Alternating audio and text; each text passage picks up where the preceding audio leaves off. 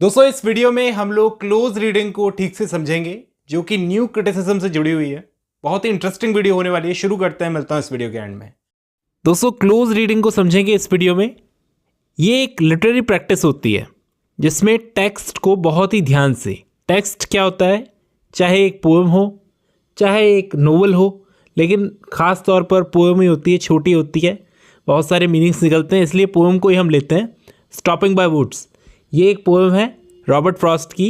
मान लो यही पोएम है, इसको बहुत ही ध्यान से line by line, word by word पढ़ा जाता है और सारा जो मीनिंग निकाला जाता है इसी टेक्स्ट में से निकाला जाता है, ना कि राइटर की लाइफ में से, उसके टाइम में से या फिर रीडर के पर्सनल इमोशंस में से। समझ रहे हो? जो भी मीनिंग निकलेगा इसी टेक्स्ट की लाइनों में से निकलेगा, कहीं और से नहीं निकलेगा। इसमें यह माना जाता है कि टेक्स्ट अपने अंदर ही अपना मीनिंग रखता है। हर वर्ड, हर इमेज, हर स्ट्रक्चर इंटेंशनल होता है। मीनिंग सिर्फ टेक्स्ट के फॉर्म और लैंग्वेज के एनालिसिस से समझा जा सकता है, बाहर से कहीं से नहीं समझा जा सकता। देखो, ये क्लोज रीडिंग का आइडिया मेनली 20th सेंचुरी की एक फेमस मूवमेंट न्यू क्रिटिसिज्म से आया था। 1930s से 50s तक चला था ये, और कुछ थ्योरिस्ट थे जिन्होंने इसको डेवलप किया था, जिनमें से सबसे पहले क्लिनेथ ब्रूक्स, I.A. Richards, W.K. विम्सेट और जॉन क्रो रैनसम, ये सब शामिल थे। इनका कहना था कि लिटरेरी टेक्स्ट एक सेल्फ कंटेन्ड यूनिट होती है। सेल्फ कंटेन्ड मतलब उसी के अंदर सब कुछ मिल सकता है। हमें राइटर के इंटेंशन या रीडर के इमोशन को इग्नोर करना चाहिए, रीडर के इमोशंस को भी इग्नोर करना चाहिए।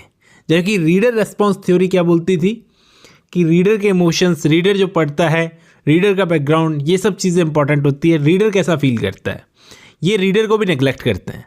सिर्फ form, style, tone, structure, symbolism, tension, irony, इन सब एस्पेक्ट्स को ही देखना चाहिए। यहाँ पर मैं आपको कुछ इंपॉर्टेंट कॉन्सेप्ट्स के नाम बताता हूँ जो क्लोज रीडिंग में लगते हैं। सबसे पहले इंटेंशनल फैलेसी। इसका मतलब क्या है, राइटर क्या सोच रहा है, उससे हम मीनिंग जज नहीं कर सकते। Intentional fallacy, intentional fallacy. दूसरी है अफेक्टिव फैलेसी, यानी रीडर क्या फील करता है, रीडर क्या फील करता है वो भी रिलायबल मीनिंग नहीं होता। और फिर इसके बाद में ऑर्गेनिक यूनिटी। इसका मतलब यह है कि एक अच्छी पोएम तब होती है जब उसकी फॉर्म और कंटेंट परफेक्टली जुड़ते हों। इन तीनों कॉन्सेप्ट्स को आपको ध्यान रखना है। देखो, क्लोज रीडिंग का प्रोसेस कैसे होता है, स्टेप बाय स्टेप समझाता हूँ। पहला स्टेप ये होता है कि आपको लेक्सिकल एनालिसिस करना होता है। लेक्सिकल एनालिसिस क्या होता है कि आपको एक पोएम को वर्ड बाय वर्ड देखना है कि इसमें वर्ड की चॉइस कैसी रखी है राइटर ने, फॉर्मल है या इनफॉर्मल है, क्या वर्ड्स का कनेक्शन अलग है, मतलब उसका इमोशनल मीनिंग अलग है। दूसरा आपने देखना होता है फिगरेटिव लैंग्वेज का कितना यूज़ किया गया है, मेटाफर, सिमिली, आयरनी, सिंबॉलिज्म, इन सबको आइडेंटिफाई करो। फिर साउंड और रिदम देखो, यानी राइम्स की मीटर और एलिट्रेशन को देखो। क्या साउंड किसी फीलिंग को कन्वे कर रहा है, मतलब बार बार रिपीट करके क्या कन्वे की जा रही है कोई चीज़। स्ट्रक्चर देखो, यानी लाइन कब ब्रेक कर रही है, स्टेंजा की फॉर्म कैसी है, पंक्चुएशन कहाँ कहाँ पर है, कैसे यूज़ किया गया है। हर एक चीज़ मायने रखती है, पंक्चुएशन तक मायने रखता है, एक कॉमा तक मायने रखता है।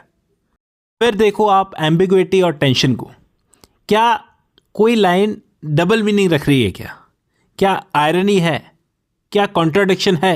जैसे मैं एग्जांपल देता हूँ, हमने जो पोएम ली थी stopping by woods on a snowy evening, उसमें लास्ट वाली लाइन है and miles to go before I sleep, and miles to go before I sleep.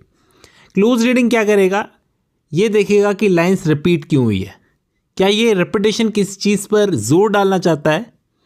Miles to गो का यहाँ पर क्या मतलब है, कोई लिटरल मीनिंग है या फिर मेटाफर है। मीलों चलना है मुझे, क्या मतलब है इसका। लिटरल तो ये मीनिंग है कि अभी सफ़र बाकी है तो चलना है, मतलब मीलों चलना है। और मेटाफर क्या है इसमें कि ज़िंदगी के गोल्स बाकी है, मैं एक जगह रुक नहीं सकता। स्लीप का यहाँ पर क्या मतलब है, क्या वो रेस्ट कहना चाहते हैं या फिर डेथ कहना चाहते हैं, कोई मेटाफर है। तो इन सब सरफेस के नीचे छिपे मीनिंग्स को समझने का काम क्लोज रीडिंग करती है। अब मैं उम्मीद करता हूँ आपको इस छोटी सी वीडियो से क्लोज रीडिंग समझ में आई होगी। आज की इस वीडियो में बस इतना ही। अब जब आपने ये वीडियो खत्म कर लिया तो मैं उम्मीद करता हूँ आपको क्लोज रीडिंग समझ में आई होगी। आज की इस वीडियो में बस इतना ही।